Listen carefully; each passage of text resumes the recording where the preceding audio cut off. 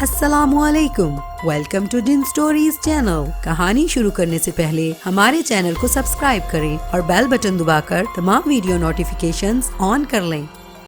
آئیں سنتے ہیں قدیم زمانہ مصر کے پر اسرار ماحول میں جنم لینے والی ایک سحر انگیز داستان، سنہری تابوت۔ Next episode. اس کے ساتھ یہ سلوک کر کے بڑی خوشی ہو رہی تھی۔ اپنے بارے میں آخر کار یہ فیصلہ کر چکی تھی کہ اس دنیا میں میرا کوئی نہیں ہے، تنہا پیدا ہوئی ہوں اور مجھے یہ تنہائیاں قبول کر لینی چاہیے۔ 2 دن گزر گئے، وہی پہلے جیسا ماحول پیدا ہو گیا۔ میں نے مشل یا عسکری سے پھر کوئی رابطہ نہیں کیا۔ پھر اس دن فیض بابا اچانک میرے پاس آئے۔ AK ہمدانی صاحب آپ سے ملنا چاہتے ہیں۔ کون ہیں یہ؟ ہارون دانش صاحب کے وکیل۔ کون؟ وکیل صاحب۔ میں نے انہیں ڈرائنگ روم میں بٹھا دیا ہے، فیض بابا نے کہا، اور میں اچھل کر کھڑی ہو گئی۔ پھر جب ڈرائنگ روم میں داخل ہوئی، AK ہمدانی بڑی پروکار شخصیت کے مالک تھے۔ میرے سلام کا جواب البتہ انہوں نے بڑی سرد مہری سے دیا تھا اور بغیر کسی تمہید کے کہا، مجھے معلوم ہوا ہے کہ تم ان دنوں بہت سرگرم ہو اور اپنے باپ کا راز جاننے کے لیے سرگرداں ہو۔ ان الفاظ نے مجھے گرم کر دیا۔ میں نے کہا، آپ اس بات پر مجھے سرزنش کرنے آئے ہیں؟ نہیں، بلکہ تمہیں یہ بتانے آیا ہوں کہ تم بہت جلد بازی کر رہی ہو۔ تمہاری جلد بازی بہت سے کام بگاڑ دے گی۔ کون سے کام؟ میں نے کرخت لہجے میں کہا۔ تمہاری اصلیت تمہیں ضرور بتائی جائے گی، لیکن اس کے لیے کچھ وقت درکار ہے۔ میرے پاس وقت نہیں ہے۔ کیوں؟ آپ اپنے بارے میں سب کچھ جانتے ہیں، اس لیے کیوں کہہ رہے ہیں؟ میں نے تلخ لہجے میں کہا، میں تمہاری بے باکی کی قدر کرتا ہوں، لیکن ہارون دانش کے وکیل کی حیثیت سے میری کچھ قانونی ذمہ داریاں ہیں۔ میں تو اس بارے میں کچھ نہیں جانتی۔ ہارون دانش سے میرے 30 سال سے تعلقات ہیں، میں ان کے مسائل سے واقف ہوں۔ میں اس کی تصدیق کیسے کروں؟ تم اس سلسلے میں اپنا کوئی وکیل کر کے میرے اوپر کیس کر سکتی ہو اور عدالت کے ذریعے تصدیق کروا سکتی ہو کہ میرا دعویٰ سچ ہے یا غلط۔ نہ جانے کیوں یہ لہجہ مجھے بہت اچھا لگا۔ میرے انداز میں خود بخود تبدیلی پیدا ہو گئی اور اس نے مسکرا کر کہا، آپ ناراض ہو گئے؟ نہیں، ایک بات ہم جانتے ہیں کہ بہت کم لوگ خود پر قابو پا سکتے ہیں اور بزرگوں کا احترام کر سکتے ہیں، لیکن وکالت کا شعبہ نوکری کے زمرے میں نہیں آتا۔ آپ کو معلوم نہیں ہے کہ مجھ پر کیا بیتی ہے۔ میں ذہنی طور پر بالکل ختم ہو چکی ہوں۔ کیا آپ پر یہ فرض عائد نہیں ہوتا تھا کہ آپ میری خبر گیری کرتے؟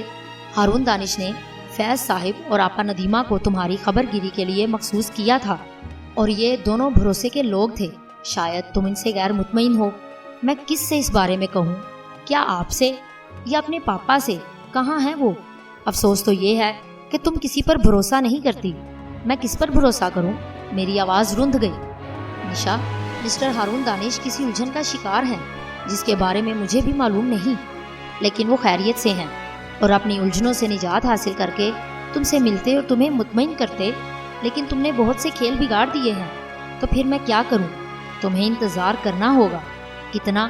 کوئی تعین نہیں کیا جا سکتا، لیکن ایک بات اب ذہن نشین کر لو، تمہیں روکا جائے گا، کیونکہ تم نے اپنی احمقانہ حرکتوں سے خود کو بے شمار مشکلات میں گرفتار کر لیا ہے۔ تم بہت سی نگاہوں میں آ چکی ہو۔ مجھے صرف ایک بات بتا دیجئے سر۔ سر نہیں، انکل کہنا پسند کرو گی؟ جی انکل، مجھے بس ایک بات بتا دیجئے، میرے پاپا زندہ ہیں؟ ہاں، وہ زندہ ہیں۔ اور میری ماں؟ ان کے بارے میں مجھے کچھ نہیں معلوم۔ مجھے ان سے ایک بار ملا دیں۔ بہت مشکل ہے، میں ہر مشکل سے گزرنے کے لیے تیار ہوں۔ بات تمہاری مشکل کی نہیں ہے۔ تو پھر ان کے بارے میں کسی کو معلوم نہیں کہ وہ کہاں ہیں؟ آپ کو بھی نہیں؟ میں واقعی نہیں جانتا۔ تو پھر آپ یہ کیسے کہہ سکتے ہیں کہ وہ زندہ ہیں؟ آج غالباً 18 تاریخ ہے۔ اسی ماہ کی 11 تاریخ کو میری ان سے بات ہوئی تھی۔ میرے پاپا سے؟ میرے حلق سے جیسے چیخ سی نکل گئی۔ ہاں۔ تو پھر آپ یہ بتائیے کہ وہ میرے پاپا ہیں بھی یا نہیں؟ انہیں میری حالت کا اندازہ نہیں ہے؟ تیونس میں وہ مجھ سے جس طرح بچھڑے تھے، کیا یہ انہیں احساس نہیں ہے کہ میری ذہنی کیفیت کیا رہی ہوگی؟ یا پھر یہی ہو سکتا ہے کہ میں ان کی اولاد ہی نہ ہوں؟ شاید ایسا نہیں ہے۔ تو پھر بتائیے انکل، جب وہ آپ سے فون پر بات کر سکتے ہیں تو کیا مجھے فون نہیں کر سکتے؟ انہیں میری کوئی پرواہ نہیں؟ تم ابھی کم عمر ہو، حالات کو سمجھ نہیں سکتی۔ کچھ وقت اور گزر جانے دو، سب ٹھیک ہو جائے گا۔ میں بالکل تنہا رہ گئی ہوں انکل۔ میری آنکھوں میں آنسو آ گئے۔ فیض بابا اور آیا ندیمہ مکمل طور پر قابل بھروسہ ہیں، انہیں غیر نہ سمجھو۔ میں تنہائی میں مر جاؤں گی۔ اچھا، میں ایک کام کرتا ہوں، حالانکہ یہ ایک خطرناک کام ہے لیکن مجبوری ہوگی. میں ایک خاتون کو تمہارے پاس بھیجوں گا، اس کا نام صوفیہ ہوگا. اسے اپنے پاس رکھ لینا، تمہاری تنہائی دور ہو جائے گی. اس کے علاوہ بیٹے، میں تمہیں فون کرتا رہوں گا. اور اب میں چلتا ہوں. اے کے ہمدانی نے کہا. انکل، آپ نے کچھ پیا بھی نہیں. تمہاری ڈانٹ پی ہے، کافی ہے. ہمدانی صاحب اٹھ کھڑے ہوئے. میں انہیں چھوڑنے باہر تک آئی. باہر ہمدانی صاحب کی خوبصورت کار کھڑی تھی. باوردی ڈرائیور تھا جس نے ادب سے پچھلا دروازہ کھولا. ہمدانی صاحب کار میں بیٹھے اور میری طرف الوداعی ہاتھ ہلایا. ان کی کار لان پر پھیلے ہوئے درختوں کے پاس کھڑی تھی. اچانک ہی کسی درخت سے ایک بھیانک آواز کے ساتھ کسی جانور یا پرندے نے چھلانگ لگائی اور پچھلی سیٹ کے شیشوں سے ٹکرا کر نیچے گرا. تبھی میں نے اس بھیانک بلی کو دیکھا جس نے درخت سے یقینی طور پر ہمدانی صاحب پر چھلانگ لگائی تھی. اگر شیشہ کھلا ہوتا تو ہمدانی صاحب کا جو حشر ہوتا وہ آسانی سے سمجھا جا سکتا تھا. بلی نیچے گری. اسی وقت کار سٹارٹ ہوئی اور پھر فوراً وہ بلی اٹھ کر گیٹ کی جانب دوڑی. ایک بار پھر اس نے کار پر چھلانگ لگائی لیکن دوبارہ پھسل کر نیچے گر پڑی. کار باہر نکل گئی، ساتھ ہی بلی بھی. میرا دل دھاڑ دھاڑ کر رہا تھا. بلی یقیناً ہمدانی صاحب کو چیر پھاڑ ڈالنا چاہتی تھی. وہ اتنی ہی خونخوار ہو رہی تھی. وہ بھی کار کے ساتھ باہر نکل گئی. پیچھے فیض بابا کھڑے ہوئے تھے. میں نے ہانپتے ہوئے فیض بابا کو اشارہ کیا اور بولی، فیض بابا، وہ بلی. ہاں، میں نے اسے دیکھ لیا ہے. اس کے علاوہ فیض بابا اور کچھ نہ کہہ سکے. مجھے دیر تک چکر آتے رہے. حالات پراسرار سے پراسرار ہوتے جا رہے تھے. ہر چیز ایک معمہ تھی. باقی وقت سخت الجھن میں گزرا تھا. ہمدانی صاحب کی باتیں یاد آ رہی تھی. وہ خونخوار بلی کس کے اشارے پر ان پر حملہ آور ہوئی تھی پتہ نہیں. خود ان کی کیفیت کیا تھی. یہ سب کچھ کیا ہے؟ میری ذات اس قدر معمہ کیوں ہے؟ رات کو پاپا کے کمرے میں پہنچ گئی. ہمدانی صاحب کے کچھ الفاظ میرے لیے بڑی ڈھارس کا باعث تھے. انہوں نے کہا تھا کہ پاپا نے چند ہی روز پہلے ان سے بات کی ہے. پاپا کی لائبریری میں وہی پراسرار خاموشی طاری تھی. پھر مجھے عسکری کا خیال آیا. کتنا برا انسان نکلا وہ. چوری تک کر ڈالی اس نے میرے گھر میں. میں لائبریری کا جائزہ لینے لگی. نہ جانے کون کون سی کتابیں چرا کر لے گیا ہے بدبخت. پھر کوئی صحیح اندازہ نہیں لگا پائی تو لائبریری سے واپس آ کر اپنے بیڈ روم میں لیٹ گئی. رات کا وقت تھا، نیند آ گئی. پھر صبح ہوئی. کوئی نئی بات نہ تھی. اس دن شام کو 5 بجے کے قریب اچانک ہی فیض بابا میرے کمرے میں آئے. ان کے چہرے پر کوئی خاص بات تھی. کیا بات ہے فیض بابا؟ بہت بری خبر ہے. کیا؟ اے کے ہمدانی ہسپتال میں ہے. صوفیہ نامی کسی لڑکی نے مجھے یہ بات بتائی ہے. او میرے خدا، انہیں کیا ہوا؟ صوفیہ کا کہنا ہے کہ انہیں رات کو اغوا کر لیا گیا تھا اور وہ شدید زخمی حالت میں ایک ویران سے علاقے میں کسی کو ملے ہیں اور اس نے انہیں زندہ پا کر ہسپتال پہنچا دیا. او مائی گاڈ! میں نے سر پکڑ لیا. کیا حکم ہے بیٹا؟ ہسپتال جاؤ گی؟ جی، نیو ایج ہسپتال میں ہے. صوفیہ تم سے رابطے کے لیے بے چین ہے. وہ کہاں ہے؟ شاید ہسپتال میں یا پہنچنے والی ہے. میں چینج کر لوں، آپ گاڑی نکالیے. اس وقت میں نے کار چلانے کی کوشش نہیں کی. میرے اعصاب کشیدہ تھے اور میرا دماغ خیالات کا مسکن بنا ہوا تھا. رہ رہ کر وہ خوفناک بلی میری نگاہوں میں آ رہی تھی جو رشاق کی ملکیت تھی. احمد جنیدی کو بھی اسی بلی نے زندگی سے محروم کرنے کی کوشش کی اور اب ہمدانی صاحب پر بھی اس نے حملہ کیا. گویا وہ ہمدانی کی طاق میں تھی. رشاق مختلف شکلوں میں میرے آس پاس موجود تھا اور نہ جانے کیا کر رہا تھا. ہسپتال بہت ہی شاندار تھا. ہمیں اے کے ہمدانی کے بارے میں آسانی سے پتہ چل گیا. وسیع اور اس کمرے میں کئی افراد موجود تھے. یہ سب ہمدانی صاحب کے اہل خاندان تھے. انتہائی خوبصورت آنکھوں والی بھرے بدن کی ایک 27-28 سالہ خاتون نے میرا استقبال کیا. آپ نشا ہارون ہیں؟ جی، میرا نام صوفیہ ہے. مجھے ہدایت کی گئی تھی کہ مجھے آپ کے ساتھ رہنا ہے. جی، ہمدانی صاحب پر بدترین تشدد کیا گیا ہے. تشدد؟ جی ہاں. میں انہیں دیکھ سکتی ہوں؟ ہاں، آئیے. صوفیہ مجھے بستر کے پاس لے گئی. ہمدانی صاحب کے منہ پر بڑا سا ٹیپ چپکا ہوا تھا جس کے نیچے روئی کا انبار تھا. ہاتھوں پر پٹیاں کسی ہوئی تھیں. چہرہ بری طرح جھلسا ہوا تھا. اوپری بدن برہنہ تھا اور ہر آنچ پر شدید زخموں کے نشانات تھے. صوفیہ نے لرزتی آواز میں کہا، ان کی زبان کاٹ لی گئی ہے. دونوں ہاتھوں کی انگلیاں کاٹ دی گئی ہیں. پورا بدن آگ سے داغا گیا ہے اور پھر شاید مردہ سمجھ کر پھینکوا دیا گیا تھا. او میرے خدا! میری آواز رند گئی. بمشکل تمام میں نے کہا. کچھ اور معلوم ہو سکا؟ نہیں، پولیس تفتیش کر رہی ہے. میری نگاہیں ہمدانی صاحب کے چہرے پر جمی ہوئی تھی. وہ ہوش میں تھے. مجھے دیکھ کر ان کی آنکھوں میں بے چینی نمودار ہوئی۔ انہوں نے جسم کو جنبش بھی دی۔ میں پتھرائے ہوئے انداز میں انہیں دیکھتی رہی۔ صاف ظاہر ہو رہا تھا کہ ہمدانی صاحب کچھ کہنا چاہتے ہیں۔ اچانک انہوں نے پیر کو جنبش دی اور قریب کھڑے ہوئے ایک نوجوان کو ٹھوکر ماری۔ نوجوان جلدی سے ان پر جھک گیا۔ کیا بات ہے تایا ابو، کیا بات ہے؟ ہمدانی صاحب نوجوان کو دیکھنے لگے۔ ان کی نظریں نوجوان کے سینے پر تھیں اور وہ آنکھوں میں اس سے کچھ کہہ رہے تھے۔ کوئی تکلیف ہے تایا ابو؟ نوجوان نے پھر پوچھا، اور ہمدانی صاحب نے پاؤں کو پھر جنبش دی، لیکن اسے زیادہ اونچا نہ اٹھا سکے۔ صوفیہ بھی ادھر ہی متوجہ ہو گئی۔ پھر اس نے کہا، تم ہٹو صوفیہ، تم ہٹو صوفیہ، ہٹو۔ وہ خود ہمدانی صاحب پر جھک گئی اور بولی، کچھ کہنا چاہتے ہیں سر؟ مجھے آنکھوں سے بتائیے۔ اور اس کے ان الفاظ پر ہمدانی صاحب کی نگاہیں پھر اسی نوجوان کی طرف اٹھ گئیں۔ صوفیہ نے ان کی نگاہوں کا زاویہ دیکھا، پھر سیدھی ہو کر نوجوان سے بولی۔ صوفیہ نے ان کی نگاہوں کا زاویہ دیکھا، پھر سیدھی ہو کر نوجوان سے بولی، نسیم یہ قلم دو ذرا۔ میں نے چونک کر نوجوان کو دیکھا۔ اس کی جیب میں ایک بال پوائنٹ لگا ہوا تھا۔ اس نے جلدی سے بال پوائنٹ نکال کر صوفیہ کو دے دیا۔ ہمدانی صاحب نے آنکھوں کو جنبش دی، پھر پاؤں ہلایا۔ صوفیہ نے قلم پاؤں کی طرف کیا تو ہمدانی صاحب نے انگوٹھے اور انگلی کی مدد سے قلم پکڑ لیا۔ او، وہ کچھ لکھنا چاہتے ہیں۔ پاؤں سے؟ نسیم نے حیرت سے کہا۔ کوئی کاغذ دو پلیز، صوفیہ بولی۔ دواؤں کا ایک پرچہ مل گیا تھا، جسے چارٹ پیڈ پر لگا کر اسے ہمدانی صاحب کے پاؤں کے قریب کر لیا۔ ہمدانی صاحب ایک مشکل عمل کرنے لگے۔ سب ان کی مدد کر رہے تھے۔ بمشکل تمام انہوں نے آڑے ترچھے لفظوں میں لکھا، نشا اینمر ماؤسز بیس۔ بڑی مشکل سے نئی آڑی ترچھی لکیروں کی ترتیب کی گئی۔ نسیم نے حیران کن لہجے میں کہا، یہ کیا ہے صوفیہ صاحبہ؟ یہ ان کے لیے ہے۔ صوفیہ نے میری طرف اشارہ کیا، پھر وہ بولی، یہ پرچہ آپ اپنے پاس رکھیں مس نشا۔ مگر یہ کیا ہے؟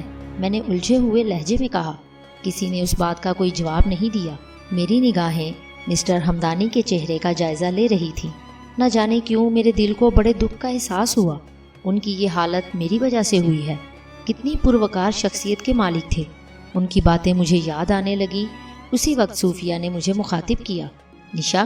میں نے چونک کر اسے دیکھا تو وہ بولی، اب تم واپس جاؤ۔ صوفیہ صاحبہ، صرف صوفیہ۔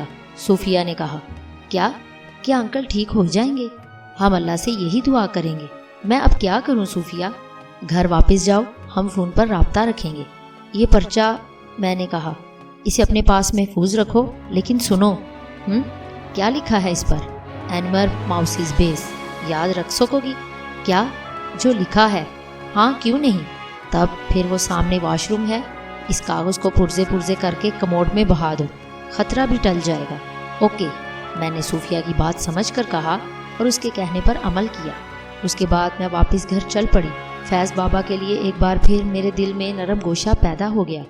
ان کی مجھ سے کچھ پوچھنے کی ہمت نہیں ہو رہی تھی۔ میں نے یہ بات محسوس کر کے خود ہی انہیں پوری تفصیل لفظ بلفظ بتا دی۔ میں تم سے ایک بات کہوں نشا بیٹا؟ جی فیض بابا۔ وہ بلی کوئی بدروح ہے۔ اس دن وہ وکیل صاحب پر حملہ آور ہوئی تھی۔ میں نے فیض بابا کو کوئی جواب نہیں دیا۔ بلی کا سلسلہ بہت طویل تھا۔ رشاق خود ایک بدروح تھا۔ تیونس میں اس کے کردار کے بہت سے پہلو سامنے آئے تھے۔ یہ رات میرے لیے بڑی پریشانی کی رات تھی۔ دوسری صبح بھی بڑی بدرونق تھی۔ رہ کر پاشا یاد آ رہا تھا۔ بڑی ڈھارس تھی اس سے پہلے۔ دل بے اختیار اسے یاد کر رہا تھا، اور پھر عسکری غدار، نامراد فریبی۔ موبائل پر بیل ہوئی تو میں چونک پڑی۔ صوفیہ کا خیال آیا تھا، لیکن وہ مشل تھی۔ ہیلو نشا۔ ہاں مشل، بولو کیا بات ہے؟ میں نے سرد لہجے میں کہا، میں تم سے ملنا چاہتی ہوں، تمہارے پاس آنا چاہتی ہوں۔ سوری مشل، میں تم سے ملنا نہیں چاہتی، بہت ضروری بات کرنی ہے۔ میں نے سوری کہا ہے۔ میں تمہاری احسان مند ہوں نشا، تم نے میرے لیے فون بند کر دوں؟ پلیز نہیں۔ میں یہ کہنا چاہتی تھی کہ تم نے میرے لیے جو کچھ کیا ہے اس سے مجھے کوئی فائدہ نہیں ہوا۔ وہ مجھ سے دور ہٹ گیا ہے، وہ سچ مچ تم سے پیار کرنے لگا ہے۔ بہت گھٹیا ہو تم لوگ۔ سی کلاس، اپنی اوقات پر نگاہ رکھو۔ میں رحم دل ہوں، ورنہ عسکری اپنی ضمانت تک نہیں کروا سکتا تھا۔ نشا میری بات تو سن لو۔ شٹ اپ، میں نے کہا اور فون بند کر دیا۔ لیکن چند سیکنڈ بعد پھر بیل ہوئی۔ میں نے دانت پیس کر فون کو دیکھا، لیکن اس بار نمبر بدلا ہوا تھا۔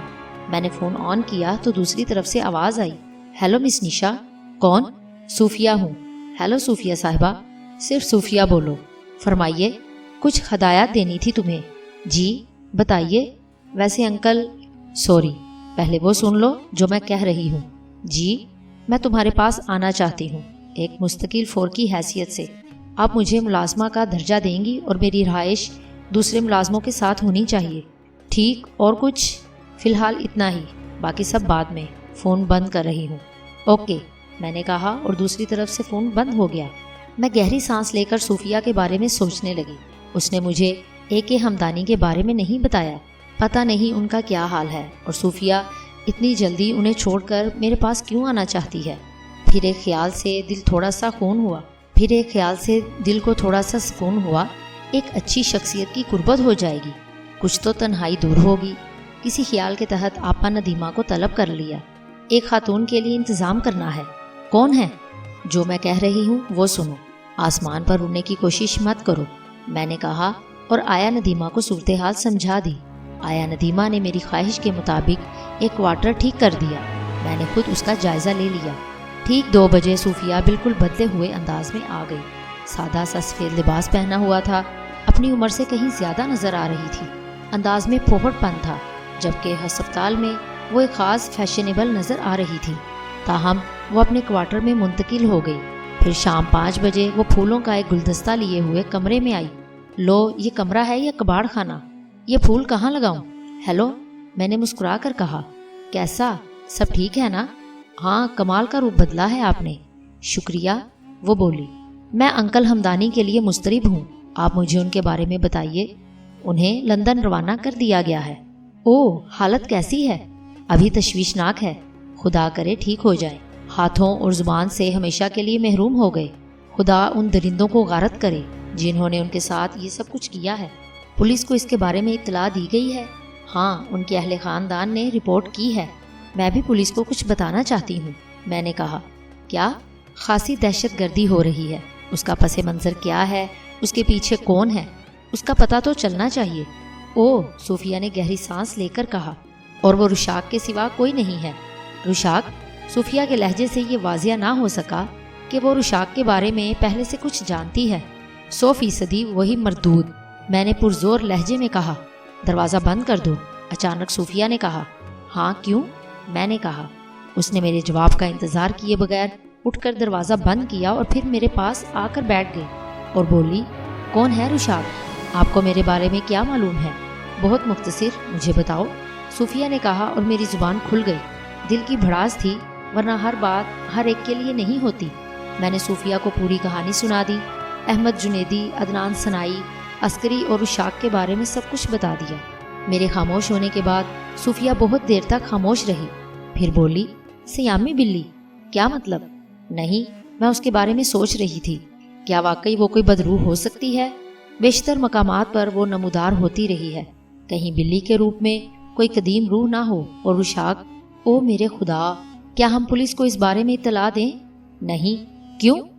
کوئی فائدہ نہیں ہوگا، پتہ نہیں یہ پولیس کیسی ہے۔ میں ایک فون کر لوں؟ ہاں، کیوں نہیں، میں نے کہا، اور صوفیہ اپنے موبائل پر کوئی نمبر پش کرنے لگی، پھر سیل کان سے لگا کر بولی، صوفیہ؟ ہاں شاہد، فیصل کہاں ہے؟ بات کرواؤ۔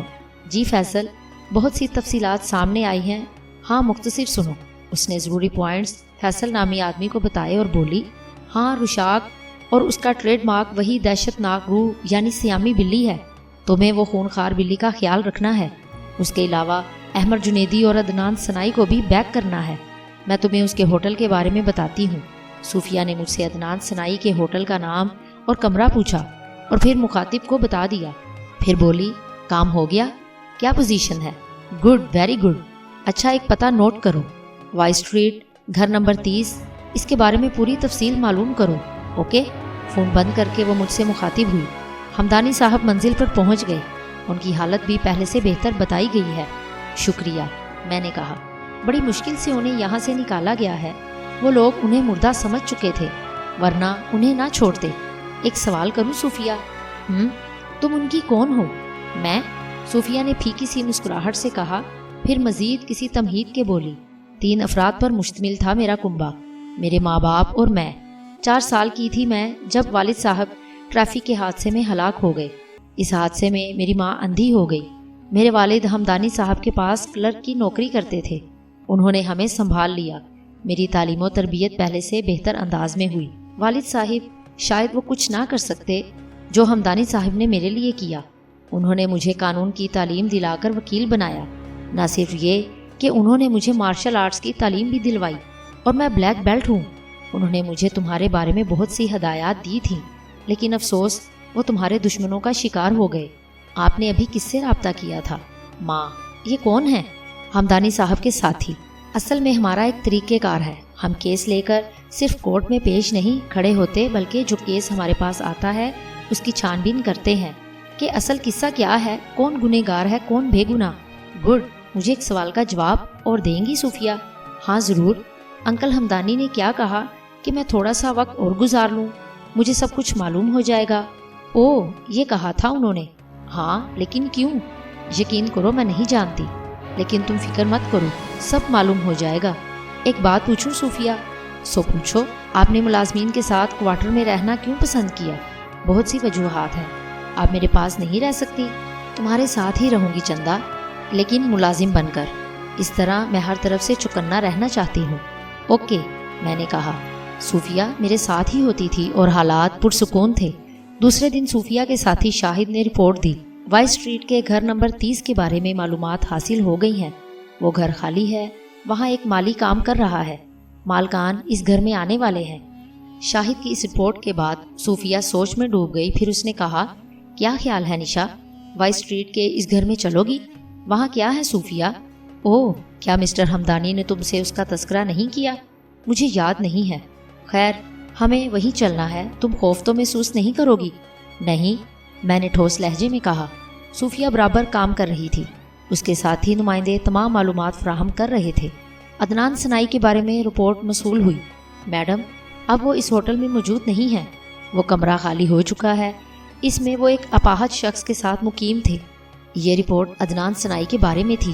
صوفیہ بہت ذہین تھی، مطلوبہ جگہ پہنچنے کے لیے اس نے بڑا سنسنی خیز طریقہ اختیار کیا۔ ہم کئی گاڑیاں بدل کر وائی اسٹریٹ کے اس گھر میں پہنچے۔ قبول نامی کوچوان ہمارے ساتھ تھا۔ رپورٹ کے مطابق مالی وہاں موجود تھا، جس نے ہمیں سلام کیا۔ ہم اس گھر کے مالک ہیں مالی بابا۔ کیسا کام ہو رہا ہے؟ تابع دار ہیں بیگم صاحبہ، آپ دیکھ لیں، ہر چیز چمک رہی ہے۔ زمورد نے پرس سے 100 روپے کا نوٹ نکال کر مالی کو دیا اور مالی نے پھر کئی سلام کر ڈالے۔ اندر کی چابی ہے تمہارے پاس؟ جی بیگم صاحبہ، صفائی والی کام کر کے آتی ہے، یہ لیجیے۔ مالی نے چابی نکال کر صوفیہ کو دے دی۔ آؤ، صوفیہ نے کہا اور بڑے پر اعتماد قدموں سے اندر چل پڑی۔ مجھے اندازہ ہو گیا تھا کہ صوفیہ ایک غیر معمولی خاتون ہے، بے خوف نڈر۔ ہم لوگ اندر داخل ہوئے۔ چونکہ دن کا وقت تھا اس لیے اندر خوب روشنی تھی۔ گھر بے حد خوبصورت اور صاف ستھرا تھا۔ میری نگاہیں چاروں طرف کا جائزہ لے رہی تھی۔ اندر کمرے میں 3 دروازے تھے۔ صوفیہ نے سوئچ آن کر کے روشنیاں جلائیں اور گہری نگاہوں سے چاروں طرف کا جائزہ لے رہی تھی۔ کچھ لمحوں کے بعد ہم نے آگے کی جانب قدم اٹھائے اور دور سے کمرے میں داخل ہو گئے۔ یہ بھی کافی وسیع کمرہ تھا، کشادہ اور روشن۔ بائیں سمت کی دیوار کے پاس 2 تابوت نظر آئے، جنہیں دیکھ کر نہ صرف میں بلکہ صوفیہ بھی ایک لمحے کے لیے ساکت ہو گئی۔ چند لمحات ہماری نگاہیں ان تابوتوں کا جائزہ لیتی رہیں۔ دونوں تابوتوں میں تالے پڑے ہوئے تھے۔ صوفیہ نے کہا، انہیں کھول لیں؟ نہیں، میرے منہ سے سرد آواز نکلی اور صوفیہ مجھے عجیب و غریب سی نگاہوں سے دیکھنے لگی۔ پھر وہ میرا ہاتھ پکڑ کر آگے بڑھ گئی۔ ہم تیسرے کمرے میں داخل ہو گئے۔ شاید یہ آخری کمرہ تھا۔ نشا، کیا تم خوفزدہ ہو گئی ہو؟ بالکل نہیں، میں کچھ سوچ رہی ہوں۔ کیا؟ یہی کہ ہمدانی صاحب نے اس جگہ کی نشاندہی کیوں کی ہے؟ ہاں، یقیناً یہاں کچھ ہے۔ بظاہر تو کچھ نظر نہیں آیا سوائے ان تابوتوں کے۔ تمہارا مطلب ہے کہ ان تابوتوں میں کچھ ہے؟ شاید۔ پھر آؤ ٹرائی کرتے ہیں۔ ہم دونوں واپس پلٹے اور دوبارہ اس کمرے کی جانب بڑھ گئے جس میں تابوت رکھے ہوئے تھے۔ ہم ساتھ ساتھ ہی کمرے کے دروازے سے اندر داخل ہوئے۔ میری نگاہیں تابوتوں کی طرف اٹھی اور اچانک ہی میرے منہ سے چیخ نکل گئی۔ صوفیہ نے بھی اپنا ہاتھ ہونٹوں پر رکھ لیا۔ ان میں سے ایک تابوت کا ڈھکن اٹھا ہوا تھا۔ وہ بڑا سا تالا جو تابوت میں لٹک رہا تھا، تابوت سے تھوڑے فاصلے پر پڑا ہوا تھا۔ پسینہ آ گیا تھا، سارے بدن کے رونگٹے کھڑے ہو گئے تھے اور جسم میں ٹھنڈی ٹھنڈی لہریں دوڑ رہی تھی۔ تابوت میں کون تھا؟ تالا کس نے کھولا؟ ڈھکن کس نے کھولا؟ بدن جیسے منجمد ہو کر رہ گئے تھے اور شدید سردی لگنے لگی۔ صوفیہ کی سرسراتی آواز ابھری، دوسرے تابوت کا تالا بند ہے۔ ہاں، چلیں یہاں سے چلتے ہیں۔ میں نے کہا ہرگز نہیں۔ تو پھر نشا ہم یہ معلوم کر کے یہاں سے جائیں گے کہ AK ہمدانی صاحب نے ہمیں یہاں کیوں بھیجا تھا۔ آؤ دیکھیں تابوت میں کیا ہے۔ ایک لمحے کے لیے میں جھکی اور پھر صوفیہ کے ساتھ آگے بڑھ گئی۔ ہم دونوں تابوت کے قریب پہنچ گئے۔ تابوت سے ایک عجیب سی خوشبو اٹھ رہی تھی۔ اس کی تہہ میں گھاس بچھی ہوئی تھی۔ صاف ظاہر ہو رہا تھا کہ ابھی ابھی کوئی تابوت سے باہر نکلا ہے، لیکن کون؟ صوفیہ نے دوسرے تابوت کی طرف دیکھا اور پھر اس کے قریب بیٹھ گئی۔ در حقیقت میں صوفیہ سے بہتر متاثر ہو گئی تھی۔ وہ مجھ سے کہیں زیادہ بہادر تھی، جبکہ میری زندگی بڑے سنسنی خیز حالات سے گزری تھی۔ میں صوفیہ کو دیکھنے لگی جو اب اس تالے کو ٹٹول رہی تھی۔ تالا کھولنے کا کوئی ذریعہ ہمارے پاس نہیں تھا۔ کچھ دیر تک صوفیہ اس تالے کو ٹٹولتی رہی، پھر اس نے مایوسی سے گردن ہلائی اور ادھر ادھر دیکھ کر بولی، تالا کھولنے کا کوئی ذریعہ نہیں ہے۔ وہ تو ٹھیک ہے، لیکن میں نے خشک ہونٹوں پر زبان پھیر کر کہا، آؤ ادھر چلتے ہیں۔ ہم دونوں وہاں سے آگے بڑھ گئے اور اس بغلی دروازے سے اندر داخل ہو گئے جسے ہم نے ابھی تک نہیں دیکھا۔ کمرے میں قدم رکھتے ہی ہماری سانس بند ہونے لگی۔ ہمارا لہو خشک ہو گیا۔